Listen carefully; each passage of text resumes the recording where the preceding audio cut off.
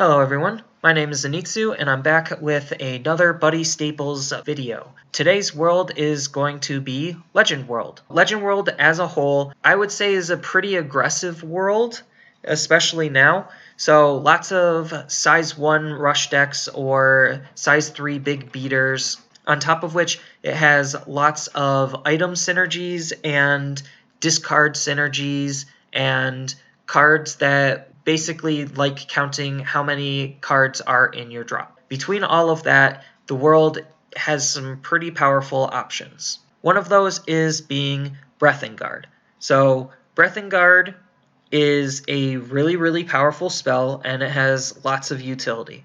So you could pay 2 gauge and then counter, either nullify the spell cast by your opponent or destroy a spell on your opponent's field. So not only can it nullify the spell, which most of the time that's all you're really using it for, but it also can destroy a spell on your opponent's field. Just having that option is very powerful. On top of which, if you have Berserk Gard in your drop zone, you may discard a card from your hand and pay 2 gauge. If you do, return this card to your hand.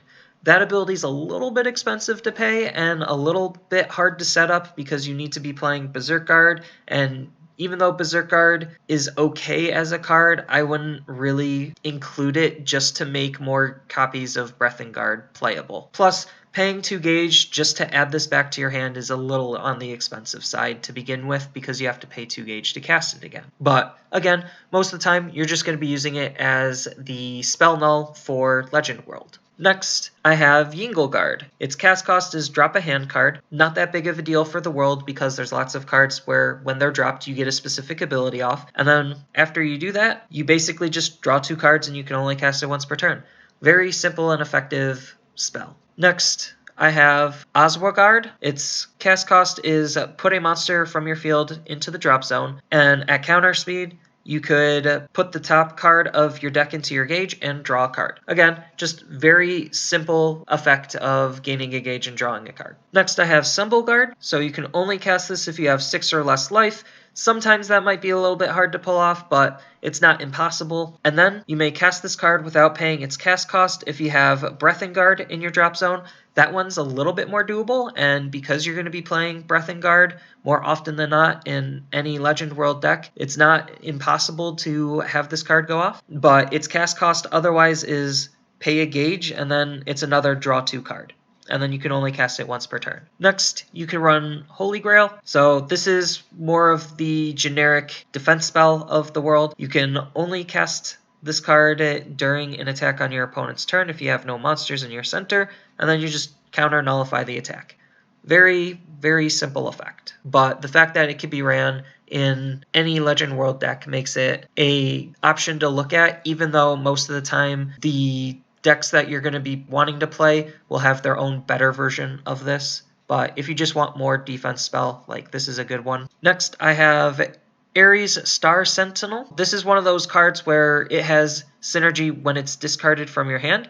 So when this card is discarded from your hand, you may pay 1 gauge. If you do, destroy a item or spell on your opponent's field. It's just very good at destroying an item or set spell, which I feel right now is more important to the game than ever because usually those items and set spells add all of the additional layers of protection that your opponent is getting, making it so it's very hard for you to interact with them. Next, you could run Light of Guidance. Its cast cost is discard a card from your hand, and then counter, put the top card of your deck into your gauge. The next damage that would be dealt to you this turn is reduced to 0. This is just another kind of generic defense spell where it's just reducing the damage. The important thing is it's not from attacks, so you could reduce the damage of impacts and burn effects. It has a little bit of extra utility there. Next, I have Undying Wise King Count Dawn. So out of all of the Count Dawns, I think this is the strongest Count Dawn. It is an Omnilord, so it can be ran in other worlds. And then at the beginning of each player's attack phase, if this card is in your drop zone, you may pay 1 life. If you do, call this card from your drop zone. When another monster on your field would be destroyed by your opponent's card effect, You may put this card from your field into the drop zone. If you do, that card remains. He's just a pretty generic way of having a size 0 monster around to protect your other monsters from being destroyed by destruction effects. Next I have Projection Shell Georg. Even though he's more specifically a Messiah Arms card, his discard effect is just generically good. He has an ability, Guardian Knight's Blessing. When this card is dropped from your hand, put the top 2 cards of your deck into your gauge and gain 2 life. That's just generic. That can be done in anything that's dropping hands. And then he also has the added bonus of if you're running a Messiah Arms, then if you have a Messiah Arms item equipped, you draw 2 cards, and then you can only use this ability once per turn. So that's one thing to note about him versus a lot of the other cards is he can only be discarded to get the effect once per turn. But what's interesting about him is he also has another ability. At the end of battle of this card, you may return this card from your field to the hand. So you could play him, attack with him, bounce him back to your hand, and then discard him. He's still a pretty good, high utility, generically decent card for the world. Next, we have Valkyrie, All-Knowing Alwidol. Most of the time, you're not going to be utilizing its first effect, which is the cards you cast with Great Spell in its name can't be nullified.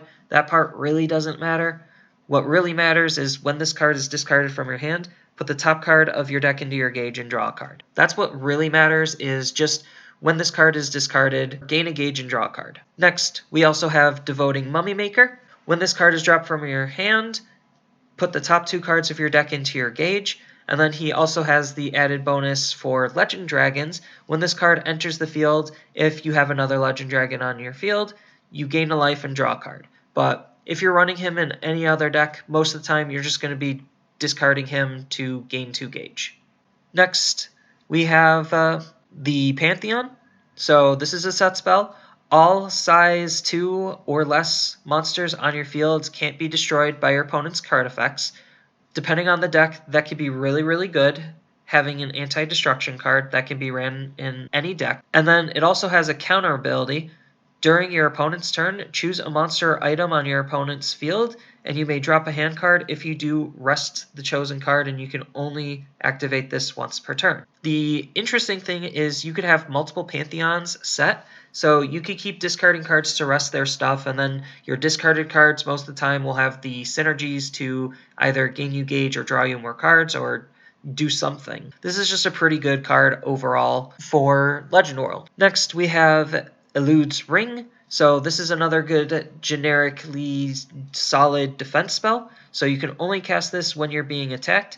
Nullify the attack, then you may discard a card from your hand. If you do, draw a card and gain 1 life. This is just, again, another solid defense spell, and it has the added bonus of allowing you to discard cards to get all of your discard synergies off, and then you also draw a card and gain a life on top of all of that. Next, we have probably the only real important great spell for Legend World. You may only cast this card at the end of the first battle during your opponent's turn. So when your opponent attacks 1 time, you can utilize this card, and then you pay 2 gauge, pay 2 life, and then just end the attack phase. This is probably their best defensive tool because it just turns off every other attack by ending the attack phase outright. Next, we have Time Guardian Marlo. He's an interesting card. You can only call him once per turn.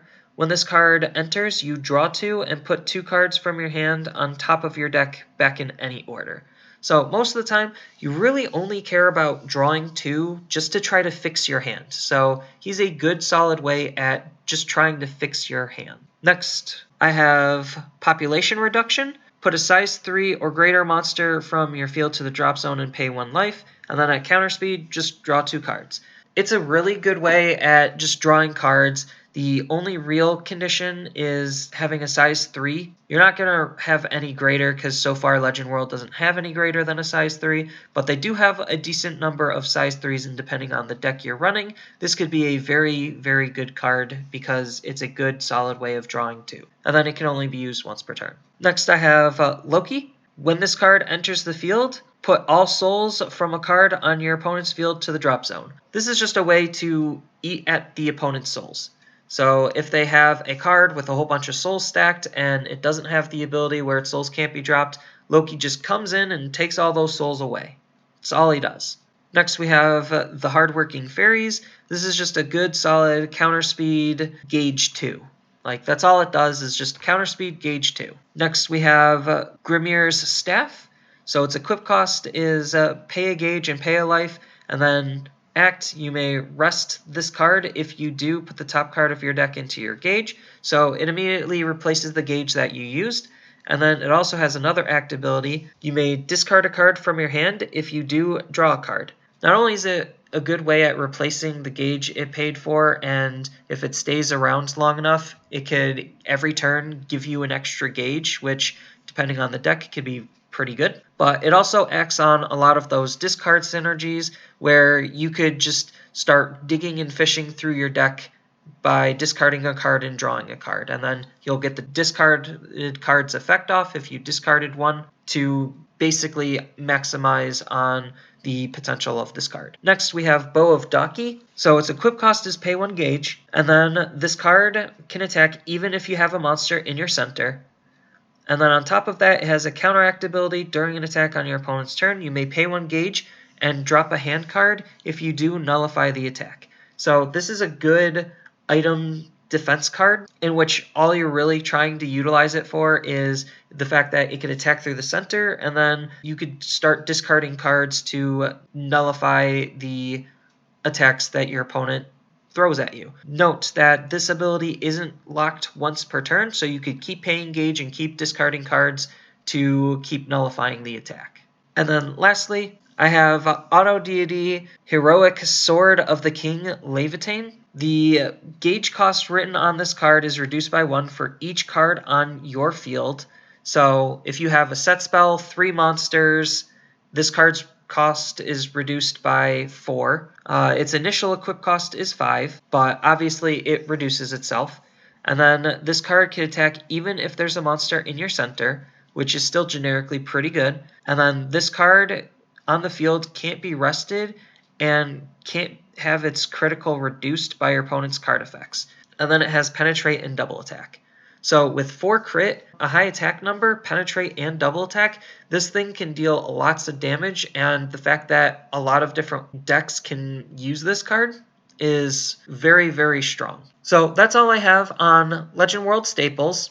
As always, I'll have the list in the description below. I will constantly be updating it for any new cards that enter the world that are generically good enough to define themselves as staples or good other options that can be ran in multiple different decks. And as always, if you feel so inclined, you could comment below on any cards that I forgot that you might think are staples that aren't on this list. And as always, don't forget to like and subscribe for more Buddyfight content, and I will see you in the next video.